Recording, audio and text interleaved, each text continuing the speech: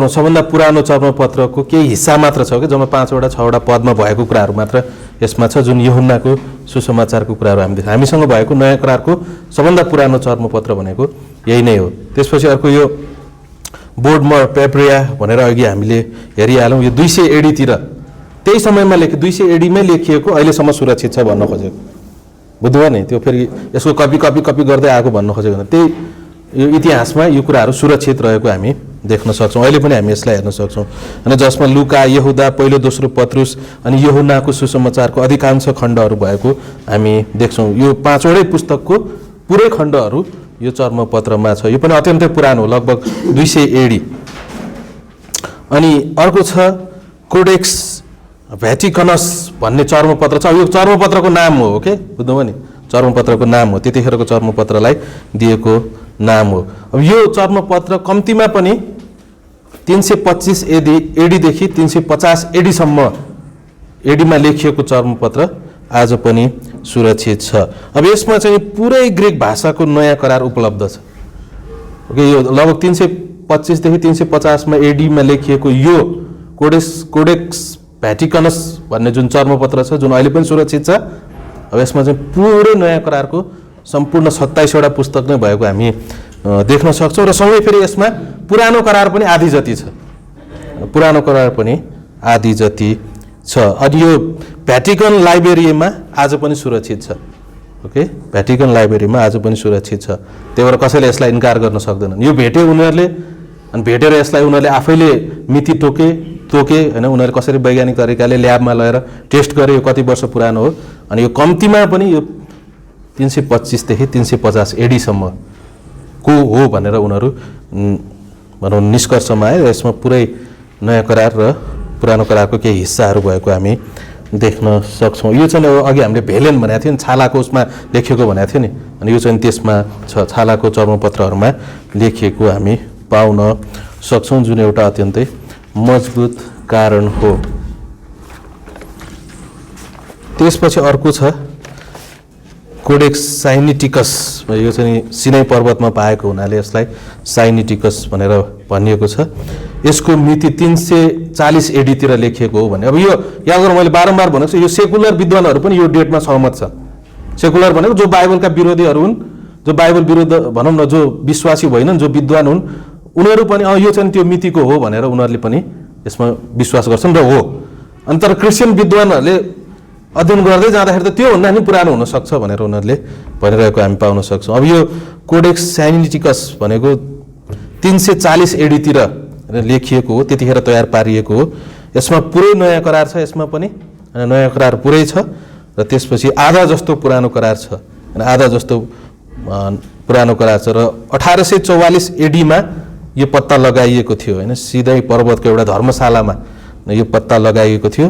अनि यो चर्मपत्र जर्मनको लिप्जिगको विश्वविद्यालयको लाइब्रेरीमा आज पनि सुरक्षित छ। र पनि अनि यो पनि भेलममा छ, भन्नुको मतलब छालामा, ओके, छालामा लेखिएको छ। त्यसपछि यहाँ छ होइन, यसलाई उच्चारण गर्न पनि मलाई आउँदैन, तपाईँले कसरी उच्चारण गर्नुहुन्छ हेर्नुहोस् त, कोडेक्स इफिसियन्स भन्ने हो क्या, होइन। अनि यो पनि 350 एडीतिरको भएको हामी पाउन सक्छौँ। यसमा पुरै नयाँ करार र पुरानो करारको आधा भाग जति छ, लगभग यो 350 एडीतिर तयार पारिएको थियो। र आज पनि यो पेरिसको राष्ट्रिय लाइब्रेरीमा सुरक्षित छ।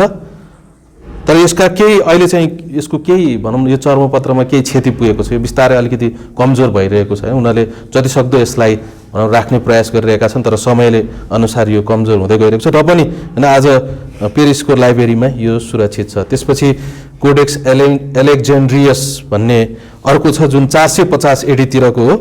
अनि यसमा पुरै बाइबल छ, यसमा चाहिँ पुरानो करार पनि नयाँ करार पनि, विशेष गरेर पुरानो करार ग्रिक भाषाको पुरानो करार, अनि पुरै बाइबल यसमा हामी पाउन सक्छौँ। अनि यो ब्रिटिस म्युजियममा आज पनि सुरक्षित छ। तर उनीहरूले भनौँ यो कतिखेर समय 400 एडीको प्रतिलिपि छ, तर जब यसलाई भनौँ न कपी गर्दै आउँदाखेरि कम्तीमा पनि यसको मुख्य जुन ओरिजिनल प्रतिलिपि 100 एडीतिरको भनेर विद्वानहरूले विश्वास गर्दछन्। त्यसपछि अर्को छ यहाँ थियो अनि कोडेस बिजिया भन्ने छ, जुन पनि 450 देखि लिएर 550 एडीसम्मको यो चर्मपत्र आज पनि जीवित छ र यसमा चाहिँ दुवै ग्रिक र ल्याटिन भाषाको पुरै बाइबल यसमा छ, पुरै बाइबल यसमा छ। अब अन्य चर्मपत्रहरू पनि छन् हैन। अब याद गरौँ, ग्रिक भाषाको मात्र नयाँ करारको चर्मपत्रहरू 5000 भन्दा बढी छन्। कतिवटा? 5000 भन्दा बढी छन्। कुनै पनि पुस्तकको 5000 छैन, कुनै पनि पुस्तक। योसँग तुलना गर्ने भनेको होमर हो। ओके, होमर भनेको लगभग 600-700 BC तिर जन्मिएका एउटा राम्रा लेखक हुन्, कविता लेखक हुन्। अनि सबभन्दा बाइबल पछि सबभन्दा धेरै चर्मपत्रहरू भएको भनेको होमरको, त्यो पनि 693 मात्र छ बाइबल पछि। दोस्रोमा बाइबल पहिला, दोस्रोमा। तर बाइबलको ग्रिक अनुवादको मात्र यति पुराना चर्मपत्रहरू आज पनि लाइब्रेरीहरूमा सुरक्षित छन्, जुन अरू कुनै पुस्तकको हामी पाउँदैन। अर्को कक्षामा अब यो कुरा तपाईँले अहिले ध्यान दिइराख्नुहोस्, यसलाई अर्को हप्ता पढेर आउनुहोस्। अनि यो हामी किन भन्दैछौँ तपाईँले त्यतिखेर थाहा पाउनुहुनेछ, जुन अत्यन्तै विशेष छ। त्यसपछि अरू भनौँ अरू धेरै चर्मपत्रहरू हामीसँग छन्। अब यो मैले कहाँबाट लिएको भन्दाखेरि हाम्रो नर्मन गाइजरले लेख्नुभएको अपोलोजेटिक्स पुस्तकबाट यहाँ छेउ उहाँले धेरै अध्ययन गरेर होइन राख्नु भएको छ, अनि मैले सजिलै यसलाई प्राप्त गरेको छु। अब त्यसपछि त्यो समयमा पनि विशेष गरेर नयाँ करारको धेरै भाषामा अनुवाद गरेको हामी पाउन सक्छौँ। त्यही समयमा, अहिले अनुवाद होइन, त्यही समयमा लगभग 300देखि 400 AD तिरमा पुरानो सिरिक अनुवाद गरेको चर्मपत्र आज पनि छ। ओके, लगभग यो सिरिक भाषामा अनुवाद गरिएको चर्मपत्र 300देखि 400 AD सम्मको चर्मपत्र आज पनि छ। त्यसको भन्नुको मतलब के हो? योभन्दा पहिला नै अनुवाद भइसकेको थियो। अब 300देखि 400 AD सम्मको चर्मपत्र त अहिले पनि जीवितै छ। त्यसको मतलब के हो? त्योभन्दा अगाडि नै के भइसकेको थियो? अनुवाद भइसकेको थियो। लगभग 200 AD तिर यो अनुवाद भएको हामी देख्न सक्छौँ। 200 AD भनेको कति हो? धेरै फरक छैन हैन। येशू ख्रीष्ट 37 AD मा लगभग 32-33 AD मा क्रुसमा टाँगिनु भयो। त्यसपछि लगभग 40 AD देखि नयाँ करार लेखिन थाल्यो। 100 AD सम्म नयाँ करार पुरै लेखिसकेको थियो। अनि लगभग 200 AD मा यो सिरिक भाषामा अनुवाद भयो। अनि त्यो अनुवाद गरेको प्रतिलिपिको पनि 300देखि 400 AD को प्रतिलिपि आज पनि जीवितै छ। त्यसपछि 500 AD तिर सिरियन भाषामा अनुवाद गरिएको थियो। अनि 500 AD तिर सिरियन भाषामा अनुवाद गरिएको थियो। त्यसको चर्मपत्रहरू आज पनि छन्। त्यसको मतलब के हो? त्योभन्दा अगाडि नै यो अनुवाद गरिएको थियो। अनि सिरियाक भाषामा, अनि यो भनेको त्यतिखेरको समयमा सानो सानो ठाउँमा प्रचलित भाषाहरू हुन्। अनि यो चाहिँ 150देखि 250 AD तिर अनुवाद गरिएको थियो। भनेपछि बाइबल तयार भएको केही समयपछि नै हेर्नुहोस् त कति तीव्र रूपमा यो बढ्न थाल्यो अनि विभिन्न भाषामा यो अनुवाद गरिन थाल्यो। अनि आज यो सिरियाक भाषाको अनुवादको हामीसँग 400 भन्दा बढी चर्मपत्रहरू जीवितै छन्। त्यसपछि अर्को भाषा प्यालेस्टिन सिरियाक भन्ने भाषामा 400 देखि लिएर 450 AD मै त्यो भाषामा अनुवाद गरियो। अनि त्यसपछि हामी अरू धेरै अनुवादहरू हामी पाउन सक्छौँ। अनि त्यसको निम्ति हामीले भनौँ यहाँ नोट्समा छ, तपाईँहरूले हेर्न सक्नुहुन्छ। अब याद गर्नु, अर्को महत्त्वपूर्ण कुरा भनेको 300 AD तिर नै पुरै ग्रिक भाषामा लेखिएको बाइबल ल्याटिन भाषामा अनुवाद गरिएको थियो। 300 AD मै भनेको धेरै अहिले आएर अनुवाद भएको होइन। त्यो समयमै 300 AD तिर नै ल्याटिन भाषामा अनुवाद गरिएको नयाँ करारको बाइबल त्यतिखेरै उपलब्ध थियो। भन्नुको मतलब त्योभन्दा अगाडि नै यो के भएको थियो? अनुवाद भएको थियो। र विशेष गरेर अफ्रिका अनि युरोपमा यो ल्याटिन भाषाको बाइबलहरू प्रयोग गरेको हामी पाउन सक्छौँ। त्यसपछि ल्याटिन भल्गेट भनेर हामी भन्छौँ। ल्याटिन भल्गेट भनेको नयाँ करारको ग्रिकमा लेखिएको नयाँ करारलाई ल्याटिन भाषामा अनुवाद गरिएकोलाई हामी ल्याटिन भल्गेट भनेर भन्दछौँ। यो लगभग 366 देखि लिएर 384 वर्षमा तयार भएको थियो। भनेपछि 300 देखि 400 AD को बिचमा पुरै ल्याटिन भाषामा बाइबल अनुवाद भएको थियो।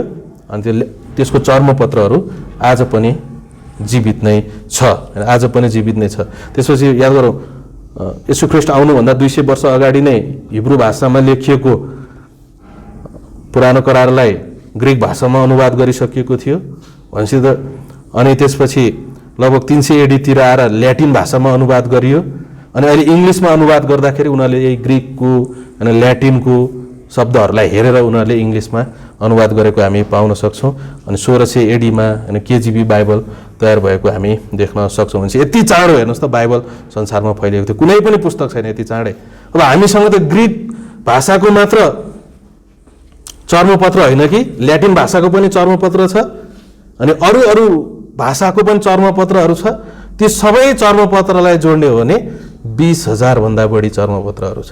त्यो पनि त्यति पुरानो, अरू कुनै पुस्तकको त्यति छैन, कुनै पनि पुस्तकको छैन, तुलनै हुँदैन बाइबलसँग, एक्लै खडा हुन्छ। बाइबलको सन्देशमाथि कसैले पनि प्रश्न खडा गर्न सक्दैन। येशू ख्रीष्ट आउनुभयो पछि चेलाहरूले जे मन लाग्यो त्यही लेखिदिन सक्छन्, अनि खोइ पुरानो प्रतिलिपिहरू पनि छैन भनेर कसैले त्यहाँ छेउ प्रश्न चिन्ह खडा गर्न सक्दैन। यदि कसैले बाइबलमा चाहिँ प्रश्न चिन्ह खडा गर्छन् भने उसले वास्तवमा अरू धर्मग्रन्थहरू, अरू इतिहासका पुस्तकहरू त केही पनि होइन भनिरहेको छ, ती त छँदै छैनन् भनिरहेको छ। र बाइबल त्यति मजबुत भएको हामी देख्न सक्छौँ। अब जब कि हामीसँग चेलाहरूले नै लेखेको ओरिजिनल प्रतिलिपिहरू भनौँ न चर्मपत्रहरू नभए तापनि परमेश्वरले इतिहासमा यति प्रतिलिपिहरू बनाइदिनु भयो, यति प्रतिलिपिहरू बनाइदिनु भयो, यति प्रतिलिपिहरू बनाइदिनु भयो, अनि वास्तवमै यो बाइबल थियो, वास्तवमै यो लेखिएको त्यो पनि पुराना चर्मपत्रहरू, अनि त्यति पुरानो अरू कसैको छैन, त्यति पुरानो अरू कसैको छैन। तपाईँले हिन्दूकै जुन हामी अर्को कक्षामा अरू बाइबल र अरू धर्मका ग्रन्थहरूसँग तुलना गरेर बाइबल कति मजबुत छ भनेर हामी देख्छौँ। जस्तो कि रामायण पनि लगभग यो चाहिँ सेकुलर विद्वानहरूले भन्दछन् लगभग 400-500 BC लेखिएको थियो, अनि रामायणको सबभन्दा पुरानो चर्मपत्र भनेको 1000 AD को छ। भन्नु मतलब ग्याप कति भयो? 1500 वर्षको ग्याप। लेखिन्छ नि 500 BC लेखियो अरे, तर अहिले सबभन्दा पुरानो चर्मपत्र मात्र 1000 AD को छ। त्यसको मतलब 1500 वर्ष पछिको मात्र चर्मपत्र उनीहरूसँग छ। हामी त यहाँ चाहिँ बाइबलमा हेर्छौँ भने 200 AD मा लेखिएको चर्मपत्र त पुरै बाइबलको के छ? जीवित नै छ। हेर्नुहोस् त्यहाँ चाहिँ कति फरक भयो? 100 वर्ष पनि फरक भएन। अनि त्यो विषयमा त हामी अर्को कक्षामा हेर्नेछौँ, जसको मतलब के हो? बाइबल अत्यन्तै विश्वास गर्न लायकका छन्। अनि कतिपयले भन्छन् कि अब यो चाहिँदैन पनि, राम्रो भयो गएर ल बन्द गरिदिनुहुन्छ। अब कतिपयले भन्दछन् कि त्यसो भए लेख्ने क्रममा गल्ती भयो होला नि त, लेख्ने क्रममा गल्ती हुनसक्छ नि त। जस्तो कि मैले यहाँ छेउबाट भने, तपाईँले आफ्नो पेपरमा लेख्नको लागि भन्नुभयो मेरो नाम गणेश बोगटी हो, म यहाँ बस्छु, म बाइबल कलेज गर्छु, परमेश्वरले संसारलाई यस्तो प्रेम गर्नुभएको उहाँले आफ्नो एकमात्र पुत्र दिनुभयो नि, तपाईँहरू सबैले त्यसलाई सार्नु भयो भने कसैको रस्सो यता हुनसक्छ, दीर्घ यसैको हुनसक्छ, गणेशको माथिको त्यो के त्यो टुपी नै होइन, टुपी भनौँ न, त्यो नै त्यो इकार उकारहरू नै त्यहाँ छेउ नहुन सक्छ, अनि धेरै कुराहरू त्यहाँ छेउ नहुन सक्छ। अनि त्यसरी नै बाइबलमा गल्ती भएको हुन सक्ला नि त। जस्तो यूहन्नाले त लेखे, यूहन्नाले लेखेको कुरा त प्रेरणा प्राप्त थिए, तर यूहन्नाको कुरालाई प्रतिलिपि गर्दै जाँदा त गल्ती गरेको हुन सक्छ नि त। अनि यूहन्नाले लेखेको कुरामा फरक परेको हुन सक्छ नि त भनेर त्यहाँ छेउ प्रश्न उठाउँछन्। तर हामीसँग यति चर्मपत्रहरू छ कि हामी तुलना गर्न सक्छौँ, होइन र? जस्तो अघि मैले देखाएँ त्यो त नाम मात्र हो, यति चर्मपत्रहरू छन्। 5000 चर्मपत्रहरू त नयाँ करारको मात्रै छ, त्यो पनि ग्रिक भाषाको। 5000 चर्मपत्रलाई राख्ने हो भने, जस्तो कि एउटा कपी यहाँ छ, यसको चाहिँ 5000 प्रतिलिपिहरू छ भने 5000 प्रतिलिपिलाई अगाडि राख्ने हो भने कस्तो हुन्छ? अनि त्यहाँ छेउ जाँच्दाखेरि कस्तो हुन्छ? जस्तो हेर्नुहोस् त, मैले यहाँ छेउ लेखेको छु, जस्तो कि मानव पत्रुसले पहिलो पत्रुसमा लेखे, यो त लेखेका छैनन्, उनले लेखे कि पत्रुसले येशूलाई आउनुहोस् भने।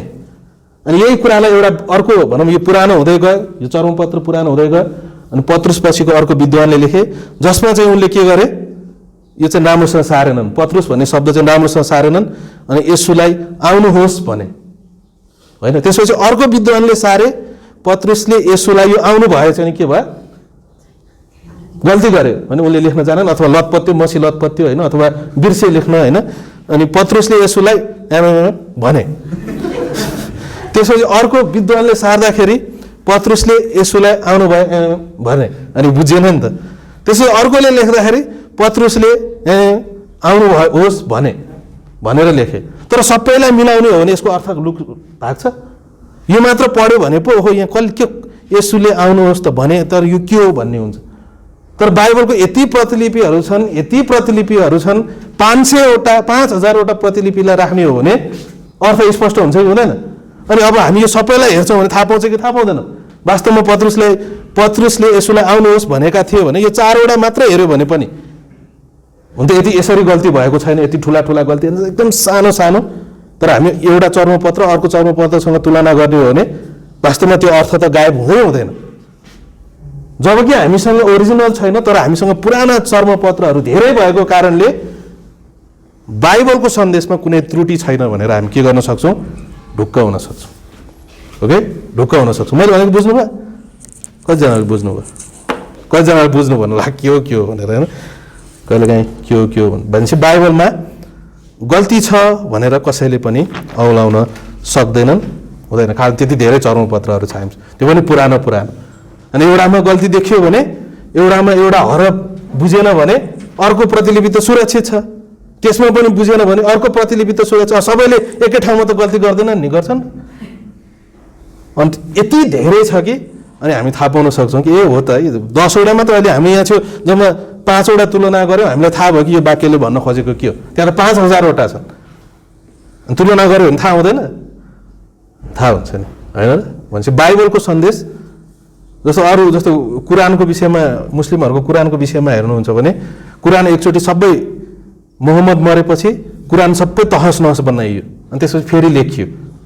उनीहरूको चाहिँ नि अनन्तको हुने, बाइबलको त चाहिँ यसरी यति चर्मपत्रहरू छन्, हामी हेऱ्यौँ भने त्यहाँ चाहिँ परमेश्वरले ओरिजिनल नभए तापनि, जबकि कसैको छैन त्यो समस्या होइन, तर प्रतिलिपि नै परमेश्वरले यति छापिदिनु भयो कि मण्डलीको बिचमा यति सर्कुलेसन भयो कि यति बाँडफाँड भयो कि आज हामी भन्न सक्छौँ कि बाइबलको सन्देश के छ?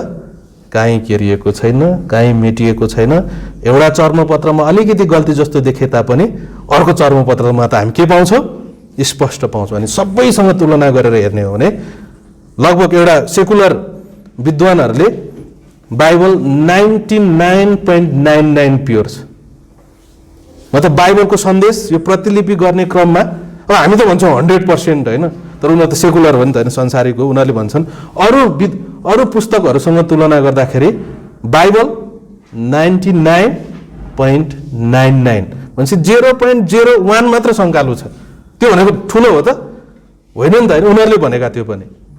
अनि त्यसो होमवर्कको अरू होइन, यो अरू हिन्दू ग्रन्थहरूको हेर्ने हो भने त कति गल्ती कति भुल, चर्मपत्रहरू पनि थोरै छन्, त्यो पनि धेरै लामो समय ग्याप उनीहरूको हामी पाउन सक्छौँ।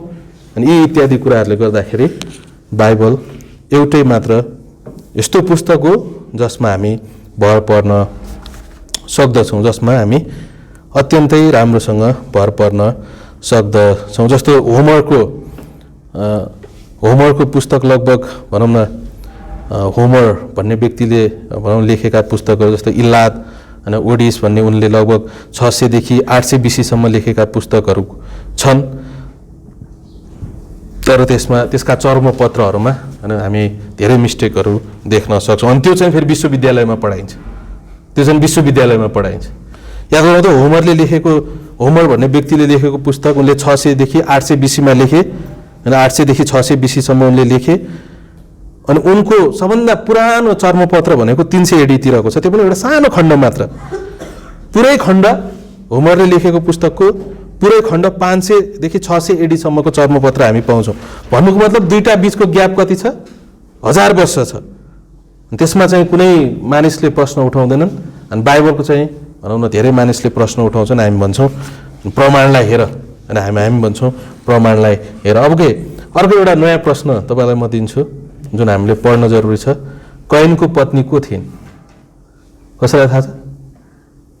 कैनको पत्नी, ओके, त्यो विषयमा पनि आज हामी हाम्रो कक्षामा हेर्नेछौँ। अब यो कुराहरूलाई तपाईँले याद गरिराख्नुहोस्। म यो विषयलाई यहीँ छोड्दैछु। किन यो विषयलाई यहीँ छोड्दैछु? कारण तपाईँले अर्कोचोटि यो नोटलाई कुनै न कुनै तरिकाले पढेर यसलाई आज पढाइएको कुराहरू आफ्नो दिमागमा राख्नुहोस् अनि अर्को क्लासमा हामी अझ यसलाई मजबुत ढङ्गले हेर्नेछौँ। अब यहाँ चाहिँ बाइबलमा धेरै प्रश्नहरू छ, यो विषयलाई यहीँ छोडौँ। ओके, अब हामी अर्को क्लासमा यो विषयमा कुरा गर्नेछौँ। ओके, यसलाई पढ्नुहोस्। ओके, कुनै न कुनै तरिकाले यसमा लेखिएको यो चर्मपत्रहरूको विषयमा अरू धेरै कुराहरू मैले नोट्समा लेखेको छु, यसलाई तपाईँले घरमा पढ्नुहोस् र त्यसपछि अर्को कक्षामा जे कुराहरू हामी बताउँछौँ त्यो तपाईँले बुझ्नुहुनेछ, जुन अत्यन्तै शक्तिशाली छ। ओके, अब यो कक्षाबाट यो चाहिँ थाहा पाउनुहोस् कि हामी इतिहासको अन्य कुनै पुस्तकहरूभन्दा, अन्य कुनै धर्मग्रन्थभन्दा बाइबलमा अत्यन्तै भर पर्न सक्छौँ र अरू धर्मको, अरू प्राचीन पुस्तकहरूको धेरै सन्देशहरू हेरफेर भएको छ, तर हामी यो निश्चित हुन सक्छौँ कि बाइबलको सन्देशमा कुनै हेरफेर छैन। जबकि यूहन्नाले लेखेकै चर्मपत्र हामीसँग नहोला, तर यूहन्नाले के लेखेका थिए भन्ने कुराहरू हामी यति धेरै चर्मपत्रहरू छन् कि हामी निश्चित हुन सक्छौँ कि यूहन्नाले यो भनेकै हुन्, यो कुराहरू थियो भन्ने कुरामा हामी निश्चित हुन सक्छौँ। अब याद गरौँ, तपाईँको मित्रहरूले कहिलेकाहीँ सोध्न सक्छन्, कैनको श्रीमती को हो त? कैनको श्रीमती को? कतिजनाले यो प्रश्नको सामना गर्नुभएको छ। अनि मैले सबभन्दा पहिला सामना गरेको होइन, मेरो एउटा विदेशमा भएको साथीलाई फेसबुकबाट सुसमाचार सुनाउँदाखेरि उनले भनेका थिए कैनका श्रीमती को थिए त? परमेश्वरले आदम र हब्बालाई बनाउनु भयो होइन र? आदम र हब्बालाई बनाउनु भयो। आदम र हब्बाका पहिलो सन्तानहरू को थिए? कैन र हाबिल थिए। अनि हाबिललाई के गरे? कैनले मारिदिए। अनि त्यसपछि हामी एकैचोटि त्यही सन्दर्भमा उत्पत्ति 4:16 हामी देख्न सक्छौँ। अनि कैन परमप्रभुको सामुन्नेबाट निस्केर गयो र अदनको पूर्वपट्टि नोद भन्ने देशमा बस्न लाग्यो। अनि कैन आफ्नी पत्नी कहाँ गए? एकैचोटि उनी आफ्नो पत्नी कहाँ गए भनेपछि उनको पत्नी को थिए नि त? कहाँबाट आयो? जबकि आदमको त जम्मा 2 जना सन्तान भएको छ होइन, कैन र हाबिल। हाबिललाई त उसले मारिदिइसक्यो। अनि त्यसो भए कैनले कोसँग विवाह गरे? कसलाई थाहा छ कोसँग विवाह गरे?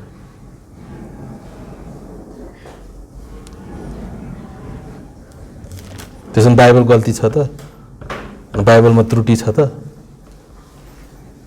अब अन्दाज गर्नुहोस् त उनले कसलाई विवाह गरे? जस्तो कि हामी उत्पत्ति 5:4 देख्न सक्छौँ। अनि सेतलाई जन्माएपछि आदम 800 वर्ष बाँचे। ओके, अब 800 वर्ष बाँचेका मानिसको सन्तान कति हुन्छ? हिन्दी। अनि तिनले छोराहरू र छोरीहरू जन्माए। अनि अब परमेश्वरले बनाउनु भएको को हो? आदम र हब्बा। अरू कुनै मानिस उहाँले बनाउनु भएको थियो? अरू कुनै पुरुष उहाँले बनाउनु भएको थियो? कुनै महिला उहाँले बनाउनु भएको भनेको आदम र हब्बा मात्रै हो। र आदम र हब्बाबाट नै अरू सन्तानहरू जन्मे, जस्तो कि कैन। अनि त्यसपछि अरू यहाँ वंशहरूको विषयमा हामी देख्न सक्छौँ धेरै अनगिन्ती सन्तानहरू उनको भएको हामी पाउँछौँ। अब यो निष्कर्षमा त हामी अवश्य पुग्न सक्छ कि कैनले अवश्य पनि आफ्नो बहिनी अथवा अरू भनौँ जस आफ्नै बहिनी अथवा आफ्नै दिदी अथवा जो पनि हुनसक्छ होइन, अब भन्दाखेरि आफ्नै बहिनीलाई होइन उनले विवाह गरेका थिए होइन र? कि होइन? कि परमेश्वरले अर्को हब्बा बनाइदिनु भयो होइन? कैनलाई चाहिँ सुताएर अनि उसको हड्डीलाई निकालेर अर्को बनाइदिनु भयो भनेर। अनि त्यसको मतलब अब हो अवश्य पनि अर्को कुनै बाटो छैन। अब हामी भन्न सक्दैनौँ कि परमेश्वरले अरू पनि मानिसहरू बनाउनु भएको थियो, अरू पनि त्यहाँ छेउ दौडहरू थियो, जस्तो कि अहिलेको समयमा सेता काला मानिसहरू भए जस्तै होइन। कैन चाहिँ के अरे कैनहरू चाहिँ सेता मानिस थिए, अनि अरू काला जातिका पनि मानिसहरू थिए। अनि अवश्य पनि कैनको श्रीमती चाहिँ त्यहाँबाट आएको हुनसक्छ, हामी भन्न सक्दैनौँ। कतिपयले बाइबलका भनौँ न बाइबलका मूर्ख विद्वानहरूले यो पनि भन्छन् कि हो परमेश्वरले आदम र हब्बालाई बनाउनु भयो, तर त्योभन्दा अगाडि नै यो पृथ्वीमा अरू मानिसहरू पनि थिए। अनि अरू मानिसहरू पनि थिए जसले गर्दाखेरि कैनले उनीहरू मध्ये नै कसैलाई विवाह गरे। अब त्यसो हो भने यदि अब यो निष्कर्षमा हामी जानै पर्छ कि आदमले अवश्य पनि आफ्नो बुवा मम्मीको कुनै सन्तानलाई के गरे? उनले विवाह गरे। अनि त्यसो भए यो नाजायज हुन्छ कि हुँदैन? नाजायज हुन्छ कि हुँदैन भन्ने कुराहरू त्यहाँ चाहिँ प्रश्न चिन्ह आउँदैन अहिलेको समयअनुसार कि आउँदैन? कि हामी त्यसलाई त्यतिकै स्वीकार गर्न सक्छौँ? सक्दैनौँ। अब त्यसको जवाफ के हो त?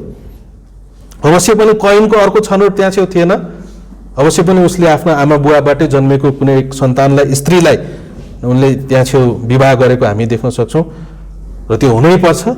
अनि अब याद गरौँ अब्राहमले पनि होइन, सारा पनि उनको बहिनी जस्तै थिइन् होइन, अत्यन्तै नजिकको बहिनी उनी थिइन्। र त्यहाँ चाहिँ अरू कुनै मानिस थिएन, अरू कसैको सन्तान थिएनन् भने त अवश्य आफ्नै आमा बाबुको सन्तानलाई कैनले विवाह गरेको हामी देख्न सक्छौँ, जुन परमेश्वरले त्यो समयको निम्ति अनुमति दिनुभयो र जायज दिनुभयो। र वास्तवमा अहिले भन्ने हो भने हामी पनि सबैजना दाजुभाइ र दिदीबहिनीहरू होइन र?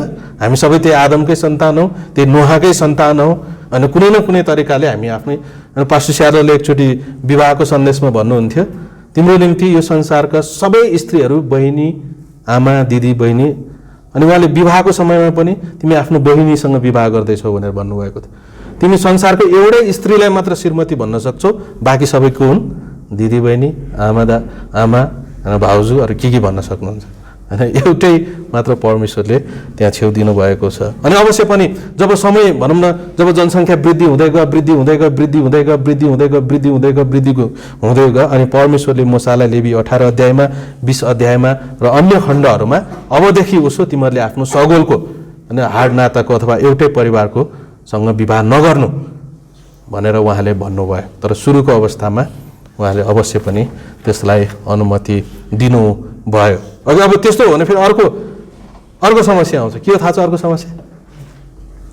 जस्तो अहिलेको समयमा विद्वानहरूले भन्दछन् कि अनि एउटै आमा बुवाको सन्तान बीच विवाह भयो र त्यहाँबाट कुनै सन्तानको जन्म भयो भने त्यो जन्म भएको सन्तान के हुन्छ? अपाङ्ग हुनसक्छ होइन, उसमा कुनै भनौँ न कुनै शारीरिक के देखिन सक्छ? अवगुणहरू देखिन सक्छ। बुझ्नुमा मैले भन्न खोजेको जस्तो यसलाई चाहिँ जिन भन्छन् होइन। एउटै जिन भएको कारणले त्यो जिन राम्रोसँग विकास हुन सक्दैन। त्यही भएर जब बालक ठुलो हुँदै जान्छ त्यसपछि उसको सायद होइन दुईटा नाक भएको जन्मिन सक्छ, 10वटा औँला भएको जन्मिन सक्छ, अनि त्यसपछि लुलो लङ्गडो हुनसक्छ। कुनै न कुनै ढङ्गले उसको के हुन्छ? राम्रो हुँदैन, अनि त्यो बच्चा राम्रो हुँदैन, एउटा राम्रो सन्तान हुन सक्दैन। भन्नुको मतलब के हो? ऊ अपाङ्ग हुन्छ। अनि त्यसो हो भने त किन कैनले आफ्नै बाबुआमाको सन्तानलाई विवाह गर्दाखेरि त्यसबाट जन्मेको बच्चाहरू लुला लङ्गडा भएनन् त भनेर प्रश्न आउँछ, होइन र? के आउँदैन? आउँछ। कतिको लागि आउँछ, कतिको लागि आउँदैन? त्यसको उत्तर के हुनसक्छ?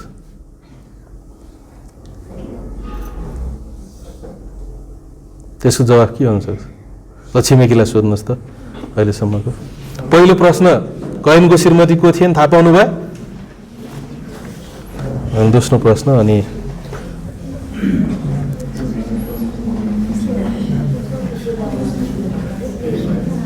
कि त्यो समयमा पुरै जनसङ्ख्या लुला लङ्गडाहरू मात्र थियो?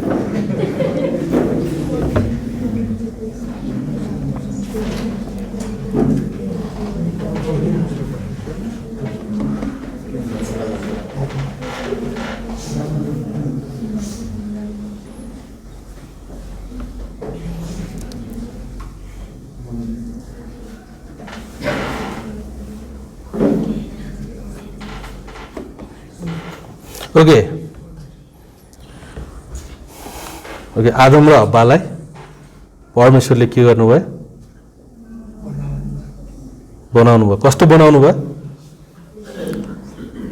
उनीहरूले पाप गर्नुभन्दा अगाडि पापी थिए कि थिएनन्? थिए नि, होइन? थिएन। उनीहरूले पाप गर्नुभन्दा अगाडि सिद्ध थिए नि, होइन? हो नि, सिद्ध थिएन। पापै नगरे माने सिद्ध होइन र? सिद्धता भनेको के हो? पापै। त्यही भएर त पाप यीशु ख्रीष्टले हाम्रो पाप धोएर हामीलाई सिद्ध बनाउनु भयो। उहाँमा कुनै दोष थिएन। परमेश्वरले जब आदम र हव्वालाई सृष्टि गर्नुभयो, अनि जब आदम र हव्वाले पाप गरे त्यसपछि के भयो? सबै सृष्टिमाथि के भयो? वेदना आउन थाल्यो। र परमेश्वरले बनाउनु भएको भनौँ त्यहाँ दोष आयो। आदम र हव्वाले पाप गरेको कारणले दोष आयो। भन्नुको मतलब जबकि उनीहरूको जिन होइन, जुन आदम र हव्वामा जुन जिन थियो, जुन डिएनए थियो होइन, जसले सबै आउँदा सन्तानहरूको अनुहार कस्तो हुन्छ होइन, नाक कस्तो हुन्छ, त्यसपछि उनीहरूको शरीर कस्तो हुन्छ भनेर निर्धारण गर्दथ्यो। उनीहरूले पाप गरेपछि जबकि परमेश्वरले सिद्ध बनाउनु भयो, कुनै दोषरहित भुल असल बनाउनु भयो, राम्रो बनाउनु भयो, इट इज गुड भनेर उहाँले भन्नुहुन्छ। तर पापको कारणले के भयो? मृत्यु आयो, डर आयो, लाज आयो। यदि उनीहरूले पाप रहित अवस्थामा नै कुनै सन्तान जन्माएको भए के हुन्थ्यो? सन्तान जन्मिन सक्थ्यो? सक्थ्यो कि सक्थ्यो? सक्थ्यो नि, होइन? फल्दै फुल्दै वृद्धि हुँदै सक्थ्यो। यदि पाप गर्नुभन्दा अगाडि नै कुनै सन्तान जन्मिएको भए के हुन्थ्यो? पाप रहित सन्तान जन्मिन्थ्यो, होइन र? होइन र? कि बुझ्नु, यो कुराहरू थाहा छैन तपाईँलाई? थाहा छैन कि? थाहा छ होला। अब पाप गरेको कारणले उनीहरूले परमेश्वरको आज्ञा उल्लङ्घन गरे, नखा भनेको कुराहरू खाए, परमेश्वरको आज्ञा उल्लङ्घन गरे, अनि त्यसपछि के भयो? अब उनीहरूको जिनमा के भयो? दोष देखियो। अनि त्यो दोष सर्दै सर्दै सर्दै सर्दै सर्दै सर्दै सर्दै सर्दै सर्दै सर्दै अहिले यहाँसम्म आयो नि त। अनि एउटै परिवारको बिचमा यदि विवाह हुन्छ र त्यहाँ त्यो सन्तान जन्मिन्छ भने त्यो दोष त्यो सन्तानमा देखिन्छ। जसको कारणले ऊ के हुन्छ, लुलो हुन्छ, लङ्गडो हुन्छ। अब याद राख्नु, त्यो आदम र हब्बाको पापको कारणले जब हामी रोमी 8 अध्याय पढ्छौँ भने पुरै सृष्टिमाथि श्राप भएको थियो। अनि त्यतिखेरको फल अहिलेको फल जस्तो हुने थिएन, त्यतिखेरको मानिस अहिलेको मानिस जस्तो हुने थिएन। अनि यो वातावरणहरू जुन यो चिच्याहाट छ यहाँ छ होइन, जुन असिद्धताको यो कलह छ, अनि त्यो कलह हुने थिएन। यो सम्पूर्ण कारण मानिसले पाप गरेको कारणले हो। सम्पूर्ण प्रकृतिमा जुन प्राकृतिक नियमहरू परमेश्वरले राखिदिनु भयो त्यसमा, त्यही भएर यो सबै कुराहरू के हुँदैछ, नष्ट हुँदै गइरहेको छ, दिन प्रतिदिन कमजोर हुँदै गइरहेको छ। यदि पाप थिएन भने परमेश्वरले यो माथि न्याय गर्नुहुने थिएन र यी बिस्तारै तहस नहस हुँदै जाने थिएनन्। त्यही भएर परमेश्वरले जब नयाँ आकाश, नयाँ पृथ्वी, नयाँ स्वर्ग बनाउनुहुन्छ त्यो सधैँसँग रहिरहन्छ। यदि आदम र हब्बाले पाप नगरेको भए यो पनि सधैँसम्म रहिरहन्थ्यो, पाप रहित रहिरहन्थ्यो। अब त्यसरी सोच्दा कस्तो हुन्छ होइन, एकचोटि सोचेर हेर्नुहोस्, त्यो दोष देखिँदै गयो। अनि अब त्यो कस्तो भयो, जति जेनेरेसनलाई के भन्छ नेपालीमा, जति पुस्ता आउँदै गयो त्यति नै त्यो दोष के हुँदै गयो, देखिँदै गयो देखिँदै गयो देखिँदै गयो देखिँदै गयो। अनि त्यो दोष आज पनि छ, जसको कारणले एउटै जिन, एउटै आमा बाबुको जिन भएका मानिसहरू बीच विवाह भएर सन्तान जन्मियो भने सन्तानको अवस्था राम्रो हुँदैन, अपाङ्ग हुनसक्छ। उसमा कुनै न कुनै किसिमको कुराहरू होइन, कुनै न कुनै त्रुटिहरू त्यहाँ छेउ देखिन्छ। तर याद गरौँ, कैनको समयमा यस्तो थिएन। कैन त पहिलो सन्तान थिए, भनौँ अहिले पो त्यो जिन खराब हुँदै खराब हुँदै खराब हुँदै खराब हुँदै खराब हुँदै अति खराब जिन भएको छ। अनि हाम्रो जिन, जसको कारणले के हुन्छ, एउटै आमा बाबुको सन्तान बीच कुनै सन्तान जन्मियो भने त्यो अपाङ्ग जन्मिन्छ। तर त्यतिखेरको जिन यति भ्रष्ट भइसकेको थिएन। त्यतिखेरको पहिलो मानिस बिस्तारै यो सर्दै थियो, बिस्तारै यो सर्दै थियो, जसको कारणले हामी भन्न सक्छौँ कि आदम र हब्बाको जुन सन्तान, कैनले आफ्नै आमा बाबुको कुनै सन्तानसँग विवाह गरेर सन्तान जन्माउँदाखेरि यो भ्रष्टता होइन, यो दोष त्यति शक्तिशाली त्यो समयमा थिएन। अब यसको यो वैज्ञानिकहरूले भनेको कुराहरू हो कि क्रिस्चियन वैज्ञानिकहरूले भनेको कुराहरू हो। बुझ्नुभयो तपाईँले भन्न खोजेको मैले? कतिजनाले बुझ्नुभयो? नबुझ्नेको हुनुहुन्छ? खै के हो के हो? त्यसो हो भने यदि हामी सबैजना आदमका सन्तान, आदम र हब्बाका सन्तान हो, पछि गएर परमेश्वरले सबैलाई नष्ट गर्नुभयो र एउटा नयाँ व्यक्तिबाट के गर्नुभयो, सबै सृष्टिलाई निरन्तरता दिनुभयो। त्यो नयाँ व्यक्ति भनेको को थिए? तारा हो होइन? तारा होइन, को थिए? नोहा। अरे सबैलाई उहाँले के गर्नुभयो, त्यतिखेर नोहाबाट हामी आदम र हब्बाका सन्तान हौ। त्यसपछि एउटा समयमा गएर परमेश्वरले नोहा र उनका परिवारलाई भनेपछि हामी सबैजना के हौ? नोहाका सन्तानहरू। भन्नुहोस् न, आदम र हब्बाकै सन्तान हौ, नोहाकै सन्तान हो भनेपछि हामी सबै यताउति हेर्नुहोस् त, एउटै होइन?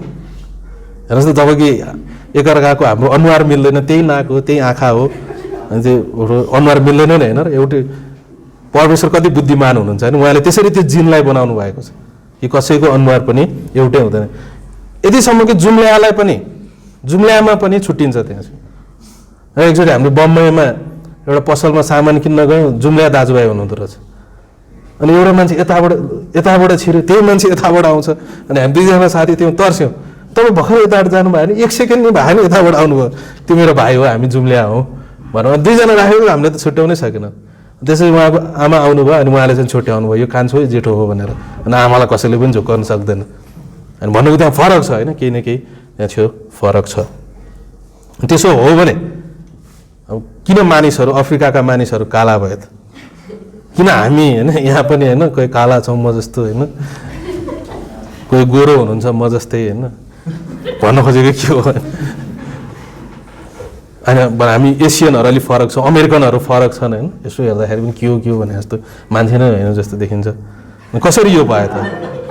कसरी यो भयो त? अनि त्यो विषयमा पनि हामी अरूको कक्षाहरूमा हेर्न जान्छौँ होइन। अफ्रिकामा पहिलोचोटि यो कुनै एउटा विद्वानले भनेका थिए, मसँग कुनै आधार छैन तर मैले सुन्दाखेरि, अफ्रिकामा पहिलोचोटि एउटा अमेरिकन जाँदाखेरि स्वर्गदूत आयो भनेर पूजा गरेका थिए। साँच्चै भने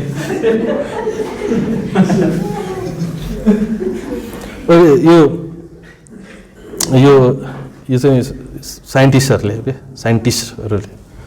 साइन्टिस्टहरूले अफ्रिकामा त्यसपछि अमेरिकामा अनि युरोपमा अनि त्यसपछि एसियामा अब जहाँ जहाँ मानिस छन् नि फैलिएर रहेका सबै मानिसको उनीहरूले त्यो जिनलाई कलेक्सन गरेर उनीहरूले अध्ययन गरे भनौँ न जिन थाहा छ नि जिन भनेको हामीसँग कोष छ कोषभित्र डिएनए छ अनि त्यहाँ छेउ जिन छ त्यो जिनले चाहिँ निर्धारण गर्दछ कि हामी कस्तो बन्ने भनेर अनि सबै जिनहरू उनीहरूले ल्याएर अध्ययन गर्दाखेरि उनीहरू यो निष्कर्षमा पुगे कि सबैको एउटै माता थियो सबैको एउटै आमा थियो भनेपछि यो संसारभरि रहेका मानिसहरू उनीहरूले त्यो जिनको अध्ययन गर्दै जाँदाखेरि एउटा आमा कहाँ पुगे उनीहरूले के निष्कर्ष निकाले सबैजना एउटै आमाका सन्तानहरू हुन् भनेपछि सबै जनसङ्ख्यालाई के गर्न सकिन्थ्यो एउटा आमामा लगेर हेर्न सकिन्थ्यो उनीहरूले मिति चाहिँ अलि धेरै भनौँ न धेरै लामो समय निकालेका छन् लगभग 2 लाख वर्ष अगाडि भन्छन् उनीहरूले तर त्यो मिति भनौँ न मिति चाहिँ अवश्य पनि मेल खाँदैन त्यसलाई हामी स्वीकार्न सक्दैनौँ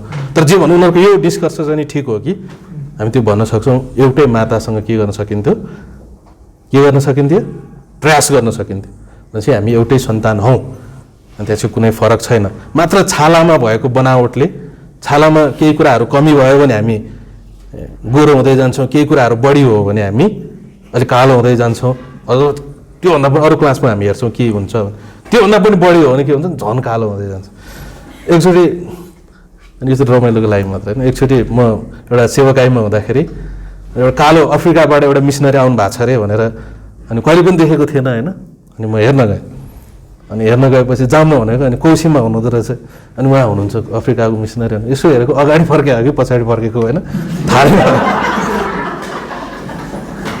अनि एकछिनपछि निच्चा हाँस्नुभयो अनि दाँत देख्यो नि अनि थाहा भयो यतै फर्किएको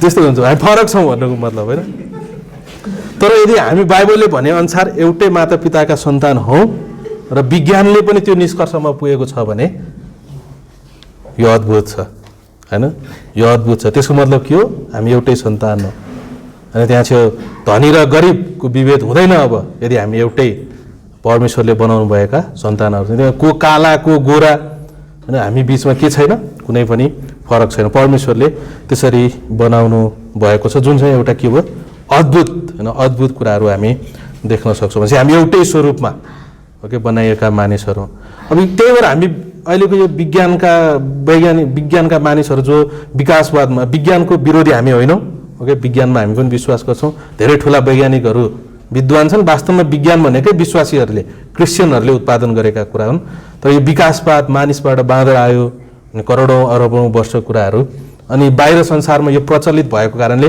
हामी डराइरहन आवश्यक छैन अनि मजबुत छ अनि उनीहरूले यस्ता शब्दहरू प्रयोग कतिपय कुराहरू हामीलाई थाहा हुँदैन हामीले ताराको अध्ययन गऱ्यौँ र थाहा पायौँ कि यो आफै बनेको हो भनेर होइन डराउन जरुरी छैन ओके ती शब्दहरूदेखि हामी डराउनु जरुरी छैन र हामीलाई यस्ता बाइबल कलेजको कक्षाहरूको आवश्यकता छ ओके भनेपछि अब कैनको विषयमा कारण किन यो सानो प्रश्नमा धेरै मानिसहरू ठेस खाएको अनि इतिहासमा हामीले पाएका छौँ कैनको श्रीमती को हो त कोही पनि छैन भनेपछि अब म विश्वास गर्न सक्दिनँ बाइबलमा अनि त्यसपछि यदि उसले आफ्नै आमाको सन्तानसँग बिहे गरेको हो भने के हो त फेरि बाइबलले त्यसलाई स्पष्ट बनाएको छ केही समय परमेश्वरले अनुमति दिनुभयो अनि जब बढ्दै गयो त्यसपछि उहाँले अनुमति दिनु भएन त्यसपछि त्यो समयमा किन एउटै आमा बुवाको सन्तान बीचबाट जन्मेको छोराछोरीहरूमा किन अपाङ्गताहरू आउनु पर्ने हो त त्यसो म विश्वास गर्दिनँ अनि यस्ता साना साना कुराहरूमा मानिसहरू विफल भएको हामी देख्न सक्छौँ र यसको निम्ति पनि हामीले तयार रहन जरुरी छ अनि त्यसपछि किन मानिसहरू होइन अनेक ठाउँमा भएका मानिसहरू किन फरक छन् त यदि परमेश्वरले आदम हब्बाबाटै सबै मानिसहरूलाई बनाउनु भएको हो र नोहाकै 3 छोराहरूबाट संसारभरि जनसङ्ख्या फैलिएको हो भने कसरी विभिन्न छ त अनि यसको लागि पनि एउटा मजबुत आधारहरू हामी देख्न सक्छौँ अनि यो अरू धेरै कुराहरू छन् तपाईहरुले नोट्समा हेर्दै जानु होला अनि जब हामी अर्को कक्षामा आउँछौँ त्यसमा हामी धेरै कुराहरू हेर्नेछौँ कि अब हामी केही होमवर्कहरू तपाईले पाउनुहुनेछ अनि त्यो होमवर्क चाहिँ हाम्रो देवेन्द्र सरले दिनुहुन्छ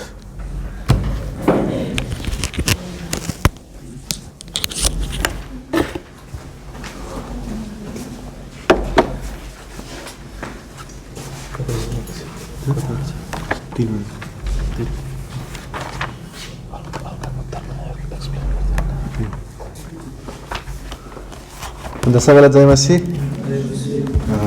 हामीले अद्भुत कक्षा हामीले सिकेका छौँ हुन्छ हाम्रो शिक्षकलाई ताली बजाएर हामी धन्यवाद दिनेछौँ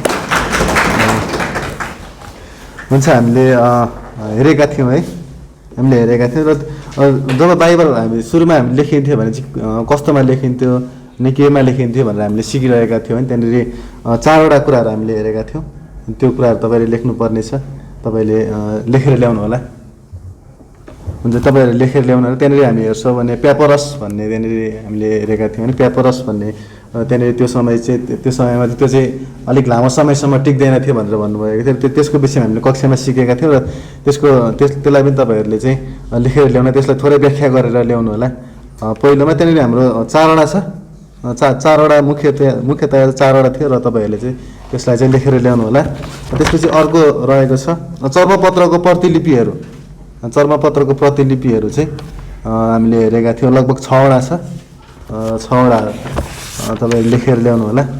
अनि त्यसपछि अर्को प्रश्न रहेको छ, कतिले भन्छन् होइन, कतिले भन्छन् लेख्ने क्रममा गल्ती भएको होला नि त होइन। त्यहाँनिर त्यो चर्मपत्रहरू बाइबल लेख्ने क्रममा गल्ती भएको होला नि त भनेर त्यहाँनिर हाम्रो सरले यसरी तुलना गरेर देखाउनु भएको थियो र त्यसलाई चाहिँ कसरी चाहिँ सही हो भनेर उहाँले प्रमाणित गर्नुभएको थियो र त्यसलाई तपाईँले व्याख्या गरेर ल्याउनु पर्नेछ। आमेन। हुन्छ, 3वटा प्रश्नहरू भयो। हजुर।